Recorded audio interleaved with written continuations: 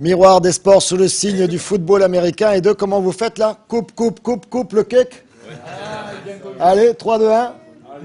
Le cake. Coupe le cake. Vas-y, coupe le cake. Coupe le cake. Vas-y, coupe le cake. Coupe le cake. Coupe le cake. Coupe le cake. Ouais! Il y en a qu'un qui est vraiment au point. Et ouais, quoi, les gars? Et ils n'ont pas arrêté de fêter le truc depuis hier soir. Ils sont un peu fatigués. Allez, après les filles du handball qui ont été championnes, qui sont championnes d'Europe cette année, après la montée des volleyeuses, également des croco-rollers, et puis le maintien au forceps des crocos, et bien ce soir, on fête la grande victoire en finale de deuxième division des Centurions. Ils joueront dans l'élite l'année prochaine, et ça, c'est bien. Voilà, bravo, encore bravo. Vous pouvez vous applaudir, on n'a pas fini. On y revient dans la deuxième partie, mais tout d'abord, nous avons des invités, d'autres invités sur ce plateau. Nous avons, alors je vais essayer de ne pas m'emmêler dans les noms, Marie-Christine Della Casa, bonsoir. Bonsoir. Et avec vous, à vos côtés, Thierry Castanet. Bonsoir.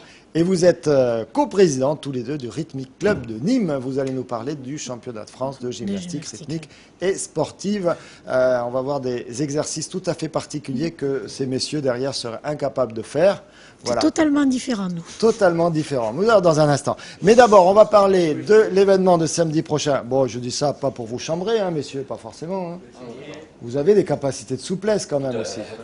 Voilà, de la souplesse. Voilà, c'est ça. Voilà, la souplesse de l'épaule et du coude pour fêter les victoires après, on a bien compris. Mais à vos côtés, alors ils sont cachés pour moi derrière le casque, nous avons Alexei Korobkin. Bonsoir. Avec un fort accent russe, comme son nom l'indique. Et puis Bruno Adiletto, ils sont tous les deux entraîneurs de ce nouvel art martial, le Shindokai Kan, n'est-ce pas, messieurs? Oui. Et je vais pousser ce truc parce que je ne vous vois pas. Et donc, vous nous proposez samedi prochain, vous proposez à tous vos sportifs un stage intensif d'endurance, intensif qui commence plutôt à 10h qu'à 9h. On m'a demandé de faire la précision parce que bon, c'est intensif, mais un peu plus tard. Et je vais vous montrer quelques images. On a des images que vous nous avez amenées, de reste, d'entraînement. Alors voilà, deux exemples. C'est un entraînement et puis après, c'est un échauffement au combat. Voilà. C'est vous, là, peut-être même, oui. Alexei, non? C'est moi qui les tape. Voilà, c'est vous qui tapez sur Bruno. Voilà. Vous êtes amis sinon. Hein, oui, on s'entend très bien, vous inquiétez pas. Voilà, ils s'entendent très bien. Donc ça, c'est pour s'échauffer. Vous nous expliquez un petit peu la particularité du Shindokai, qui est un nouvel art martial. C'est une combinaison d'autres arts martiaux, c'est ça? C'est un art martial qui vient du Shidokan japonais. En 2007, il y a une scission entre la France et le Japon, et le Shindokai est né justement de cette scission. C'est un art martial qui autorise les coups portés au corps, les projections et la lutte au sol. Ce qui nécessite, comme vous le voyez sur les images, un endurcissement maximum, justement pour résister aux coups durant le combat. Et là, il n'y a pas de protection, hein, il n'y a pas de protection. Il y a quand même 3 catégories de départ, les débutants qui ont des protections, les confirmés qui en ont pratiquement plus et les experts qui en ont plus du tout. D'accord, donc là les experts c'est tous les deux. Et vous venez de quel art martial? Si celui-là est nouveau, vous venez duquel? Moi j'ai commencé tout petit par le judo, comme beaucoup de jeunes de mon époque. Après j'ai viré au karaté Shotokan, qui est un karaté justement comme on voit à la télé qui frappe surtout à la touche. Et après, je suis passé au kickboxing, ce qui fait qu'après, j'ai découvert le Shindokai. De mon côté, j'ai commencé une lutte russe qui s'appelle Sambo, encore en Russie. Après, arrivé en France, je voulais continuer plus ou moins dans le même lancé. Et les choses qui ressemblaient le plus, c'était le judo. Donc, après arrêter les compétitions dans le judo, je me découvre le nouvel art martial par l'intermédiaire de Bruno. D'autres choses. Et donc, vous y êtes intéressé également. On va voir d'autres séances d'entraînement. Voilà, donc il s'agit là encore de s'endurcir. C'est plus proche de ce qu'on voit chez les moines Shaolin, par exemple. Hein, oui, ça ressemble un petit peu, oui. Voilà, je précise qu'ils sont amis dans la vie. Encore, oui, vous inquiétez pas. Ça dort même. Ils ne se quittent jamais. Qu'est-ce qui va se passer de particulier samedi? Alors samedi, on organise donc un stage de découverte pour ceux qui ne connaissent pas et un petit peu plus intensif pour ceux qui sont déjà inscrits. De 10h à midi, ce sera plutôt consacré à la percussion, c'est-à-dire coup de poing. Donc de 10h à midi, ils vont se foutre des coups de poing sur sur le corps. De 14 à 16h, après les coups de pied, c'est Alexis qui prend le relais avec la projection et le sol. Et de 16 à 18, on reçoit, disons, le match revanche de l'Interclub qu'on a fait le 6 juin avec un club de Ponquido d'Orange, qui est un art martial qui est très voisin du nôtre. Donc ça nous permet justement d'échanger. Et votre club, donc le Kick Grappling Dojo, combien de sociétaires ici sur Nîmes? Pour l'instant 23 licenciés, on espère beaucoup plus l'année prochaine. On espère surtout organiser d'ici à 2 ans la première Coupe de France sur Nîmes, ce qui nous permettra en plus de se faire connaître et de promouvoir notre art martial. Et puis voilà. Voilà, donc un art martial nouveau à découvrir et qui permet, donc je suppose, d'associer toutes ces techniques que l'on vient de voir. Tout à fait. Et donc d'être encore plus performant là-dedans. Vous régalez-vous, hein? Oui, j'aime bien. Il aime bien. Disons, on peut trouver, les gens, ils viennent chez nous des luttes, des boxe anglaises, des karatés, et chacun nous trouve plus ou moins ce qu'il a fait auparavant. Donc il peut découvrir le nouveau horizon. C'est mon cas, je suppose que lui aussi. Voilà, ben écoutez, nous aussi on a découvert ça et puis on viendra donc samedi filmer le stage, on en reparlera donc dès lundi prochain. Merci d'être venu avec toute l'équipe, là on pourrait les applaudir, ils pourraient s'applaudir. Merci beaucoup.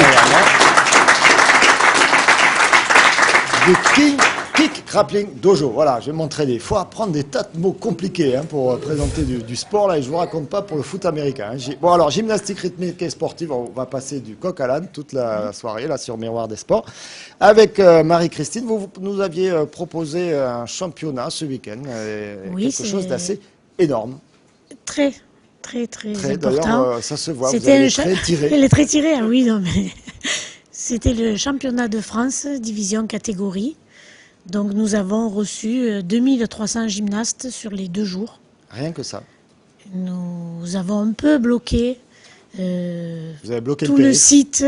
Voilà. Donc il y avait, deux salles, le Parnasse, le Parc Expo et même des salles. Il y avait 2 salles de compétition, le Parnasse, le Parc Expo et le stade des Costières, enfin la salle Expo des Costières et la salle où les filles de notre club s'entraînent, qui étaient bloquées pour les échauffements. On va regarder ce que ça donne en images avec cette sélection d'images faites samedi après-midi pour l'essentiel, donc par Nicolas Pinchino. Et donc là, on voit des jeunes femmes qui font à la fois un exercice avec des massues, c'est ça? Là, oui. Et là, maintenant, donc, un cerceau. Et donc en groupe, là, c'est une compétition par équipe. Celle-là, il y avait le par équipe et individuel, c'est ça? Non. Non. Là, c'était que des ensembles. Alors, vous nous racontez un petit peu les rubans, les ballons, etc. Et ça se passait au Parnasse. Donc là, c'est une équipe ballon. Donc vous avez vous avez vu tout à l'heure des équipes où il y avait 2 engins sur. En même temps, oui. En même temps. Donc là, c'est un seul engin, massue. Et donc des équipes qui venaient de toute la France, hein? Ah, des équipes qui venaient de toute la France, puisque c'était un championnat de France. Donc c'est normal. Alors comment se sont comportées nos compétitrices locales? Nous avions 2 équipes. Une équipe en DC1, cadette... Ça impressionne beaucoup nos amis footballeurs. Hein. Division Critérium, cadette, junior, senior. Qui ont fini 7e. Et l'autre équipe, qui était en DC2, qui, elles, ont fini 20e. Voilà. Sur 30, en sachant que dans chaque catégorie, il y a 30 clubs qui se présentent en finale. Des Elles images ont toujours peut-être eu un petit ravissantes, n'est-ce pas? On fera un clip, on le passera en boucle cet été. Voilà. Bon, avec des images des centurions aussi, mais bon, pas que. Hein. On a besoin de grâce également sur Télémiroir. Et là, ils ont dit, et derrière moi, ils disent, nous, on a plutôt la Grèce. Bon, ça, c'est eux. Hein, pas le pays, hein, parle pas du pays. Hein. C'est du gaillard derrière. Allez, on écoute une championne de France, Delphine Ledoux. Oui, elle vient d'où? pour le gala. De Calais. de Calais. Ben, écoutez, elle a traversé toute la France et pour parler au micro de Nicolas Pachino qui n'en est pas revenu. J'ai été repérée quand je faisais de la gymnastique avec l'école. Donc on m'a demandé d'intégrer un petit sport-études primaire en CE1. Donc c'est comme ça que je suis devenue à la GRS. Il faut être souple et puis surpasser quand même un peu la douleur et puis après ça va tout seul. Ça fait déjà la 6e année que j'obtiens le titre et on essaye toujours de se surpasser et de progresser petit à petit et puis d'intégrer aussi au niveau international. Je suis déjà assez âgée, j'ai quand même 24 ans, donc après c'est le corps qui doit suivre. En ce moment je suis en période descendante, donc c'est plus pour le plaisir que pour vraiment faire des performances. Donc, mais bon, il faut montrer le meilleur de soi-même et on va voir ce que ça donne. Ma saison se termine plutôt au mois de septembre avec le championnat du monde. Donc là j'ai les Jeux méditerranéens prochainement en fin juin, 8 jours de repos et c'est reparti pour les championnats du monde pour travailler à fond. Voilà, donc elle était présente à Nîmes, Delphine. Samedi soir sur le gala. Samedi soir sur le gala. Oui. Et qu'est-ce que je vais vous proposer maintenant? Des images du gala. Du gala, voilà. Michel Rougeau qui était samedi soir. Il n'a pas raté l'occasion d'aller faire ces belles images au gala proposé dans le cadre de ce championnat de France. Entre Nîmes et l'AGR, comprenez par là la gymnastique rythmique, c'est depuis longtemps une histoire d'amour. Et il n'était donc pas étonnant de voir le championnat de France de la discipline faire étape dans la cité des Antonins les 13 et 14 juin, avec en prime, cerise sur le gâteau en quelque sorte, un gala offert entre autres par le Rhythmic Club de Nîmes Métropole. Ainsi, après une magnifique ouverture qui permit de faire découvrir des gymnastes de tout âge et de tout horizon, le public, des plus enthousiastes, eut droit à la présentation individuelle ou collective de tous les engins, à savoir cerceau, ruban, cordes, ballons, massue. Le club de Nîmes a 250 licenciés. Dans le Gard, plusieurs clubs de gymnastique rythmique. Et donc je pense que c'est un sport qui attire de plus en plus de jeunes filles puisque c'est un sport qui mélange la danse et la gym et qui plaît de plus en plus évidemment. Malgré une chaleur des plus pénibles qui contraria les exercices, les jeunes filles d'Orléans, d'Aix, du Boulou, de Montpellier, de Dijon ou encore de Calais, avec notamment Delphine Ledoux, championne de France à Liévin en mai 2009 catégorie élite, régalèrent les spectateurs, démontrant par là la qualité de leurs divers entraîneurs. Personnellement, je pense que c'est l'entraîneur qui est le plus stressé parce que c'est vrai que d'un œil extérieur, on a envie qu'elles réussissent. On sait l'investissement qu'elles ont fait toute l'année, l'investissement que nous faisons aussi toute l'année. Et c'est vrai que c'est très dur pour moi en tant qu'entraîneur d'être sur le bord du praticable. Et donc je pense qu'on ne croit pas que c'est ça, mais par contre je pense que ce sont les entraîneurs qui sont le plus stressés. Et comme en plus, l'ensemble France fit une démonstration des plus brillantes, autant dire que ce fut une soirée que l'on n'est pas prêt d'oublier. Voilà, un championnat, ça ne s'organise pas chaque année, un championnat de France comme ça quand même. Non. Non, hein. Non, ça s'organise tous les 4-5 ans. 4-5 ans quand même. Quand on peut, oui. Oui, c'est quand on peut, puisque à Nîmes, les infrastructures nous le permettent. Bon, il est évident qu'on peut organiser un tel championnat de France qu'avec l'aide de toutes les collectivités territoriales. Et puis nous espérons que ce week-end fera des adeptes et nous les attendons pour les inscriptions au club qui se feront pour la saison prochaine à partir de mercredi au siège du club au stade des Costières. Voilà, donc vous avez compris, vous pouvez faire foot américain, Shindokai ou gymnastique rythmique, ça dépend aussi un peu de votre gabarit et de vos ambitions. Prochain événement prochain événement, le gala du club dans 15 jours. Le gala du club, le gala de fin d'année du club dans 15 jours. Au Parnasse aussi. Au Parnasse aussi. De belles images en perspective. Voilà. Merci à là, tous les avec deux. les gymnastes du club. Avec tous les gymnastes du club cette fois. Merci à tous les deux d'avoir été avec nous. Moi, je vous propose de vous intéresser à l'emploi sportif. Et oui, alors il paraît que ça se passe pas très bien partout. On y reviendra tout à l'heure dans le journal en matière d'emploi. Mais vous pouvez remonter cette filière de l'emploi sportif et c'est le comité départemental olympique qui propose une rencontre avec des responsables de clubs. On découvre le reportage d'Olivier Michel. Si créer une association vous semble complexe, en gérer une, et qui plus est sportive, l'est plus encore. Voilà pourquoi le comité départemental olympique et sportif du Gard organisait vendredi les premières rencontres de l'emploi sportif. Objectif, informer les dirigeants des clubs sur les différents dispositifs de soutien existants. Le CDOS peut par exemple gérer vos fiches de paye. Le comité départemental olympique et sportif gère d'une part la masse salariale pour les employeurs qui le souhaitent, c'est-à-dire qu'ils nous donnent le travail à faire de la gestion salariale notamment, et nous sommes là en tant que conseil et experts pour les aider à ne pas faire de bêtises, notamment au niveau des URSSAF et des couvertures sociales. Mais qui dit association sportive, dit encadrement, d'où la nécessité de professionnaliser ce milieu de bénévoles. Pour ce faire, une dizaine de formations existent et leurs financements peuvent être pris en charge. L'AGFONS intervient en ingénierie financière, c'est-à-dire apporter le meilleur financement et le plus simple possible pour les bénéficiaires de ces formations, qui sont les salariés et bénévoles dirigeants d'associations. Donc ces formations, évidemment, ne sont pas gratuites. Notre rôle, c'est d'apporter le meilleur financement possible. On peut avoir des financement à 100%, en général on se situe entre 70 et 100%. Reste quelquefois une part à la charge de l'association ou du comité olympique. Formation professionnelle, convention collective nationale du sport et aide à l'emploi ont été au cœur du débat de ces premières rencontres. Si vous les avez ratées, le CDOS assure le relais tout au long de l'année.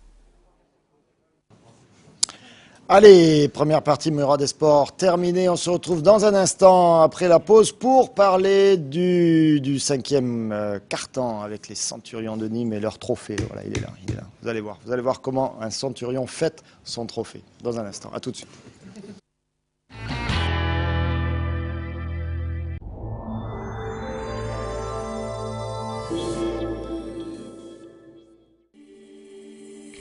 Les Indiennes de Nîmes Mistral, la marque authentique de la Camargue. Vêtements déco tradition, venez découvrir les nouvelles collections en magasin ou sur le site internet www.indiennesdenîmes.fr. Chemise, blouson, veste, jupe, pantalon, à chacun son style. Les Indiennes de Nîmes Mistral, ce sont 7 boutiques et une marque au cœur de la Camargue.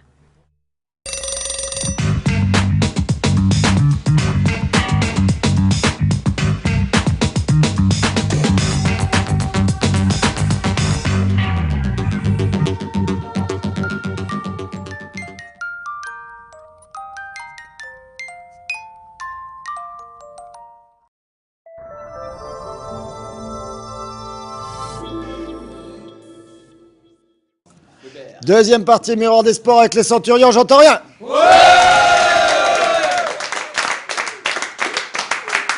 ils sont champions de France depuis hier soir, ils l'ont bien mérité.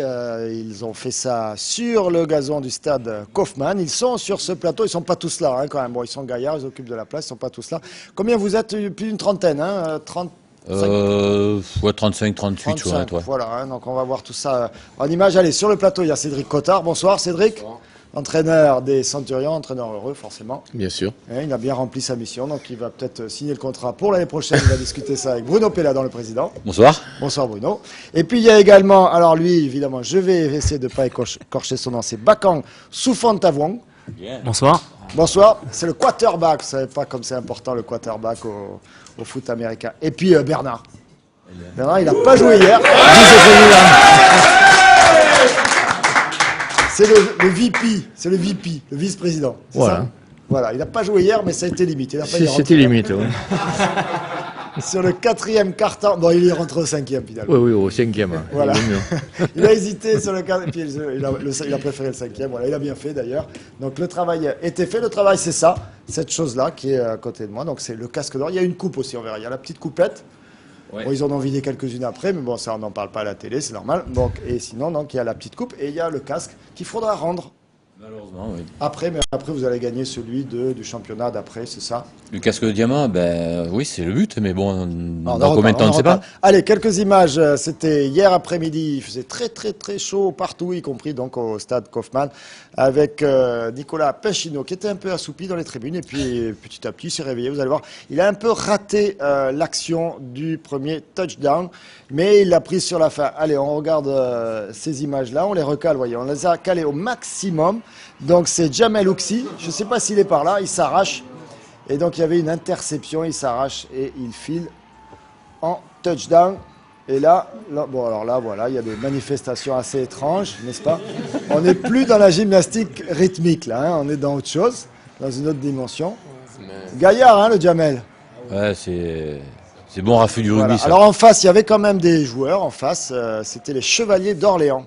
Et les Chevaliers d'Orléans, ils ont l'air un peu débordés comme ça. Là, c'est la transformation. Mais ils menaient 3-0 à ce moment-là. Et là, les Chevaliers d'Orléans, ils sont pas mal parce qu'ils ont progressé. Et puis, une passe sur leur joueur, le 37. Je vais vous épargner le nom de l'Orléanais, que je ne connais pas du reste. Et voilà. Alors, on est toujours, ça revient, l'image revient, en la mise en boucle. Donc, vous inquiétez pas, vous n'allez pas la rater. Donc là, on est toujours dans le, je ne sais plus, deuxième quart-temps. Et donc, c'est Bakang qui est à 1 mètre de la ligne, 3 mètres ou 3 yards, il faut parler comme ça, avec son numéro 8. Et qui va pas faire de passe, lui. Il se faufile et hop, c'est le touchdown, la transformation derrière. Et à ce moment-là, donc, les Nîmois sont repassés devant 14-10. Mais c'est serré quand même, les gars, à ce moment-là. Hein. Cédric, pas facile, ces Orléanais. Hein. Jusqu'au milieu de la mi-temps, ils s'étaient bien adaptés à la chaleur nîmoise. Hein. Oui, mais ils avaient une bonne équipe. Hein. Après, nous, on n'a pas joué non plus un très bon football parce qu'on a fait des erreurs qui nous ont coûté cher. On se retrouve plusieurs fois dans leur camp, prêt à marquer. Et au lieu d'aller marquer, on a reculé sur des fautes personnelles. Donc, c'était difficile. Maintenant, on savait qu'on pouvait en contrôler le match. Il fallait juste concrétiser toutes les occasions qu'on avait. Il fallait concrétiser. Ce sera chose faite avec la deuxième mi-temps et le troisième quart-temps. Parce que bon, il y a des quart-temps, mais tout ça, ça peut se regrouper en mi-temps. Enfin bon, je vous embrouille. Avec ces images. Et là, c'est Mayendou. Alors Mayendou, on va les regarder, les images. Non, moi c'est bien, mais les images, c'est encore mieux. Alors là, c'est, je ne sais plus combienième tentative, peut-être la deuxième. On va reculer sur cette action-là, mais on se concerte, on discute. Voilà, on écoute son quarterback. Et là, décision est prise de passer à Mayendou, Michael Mayendou, qui va rajouter quelques yards.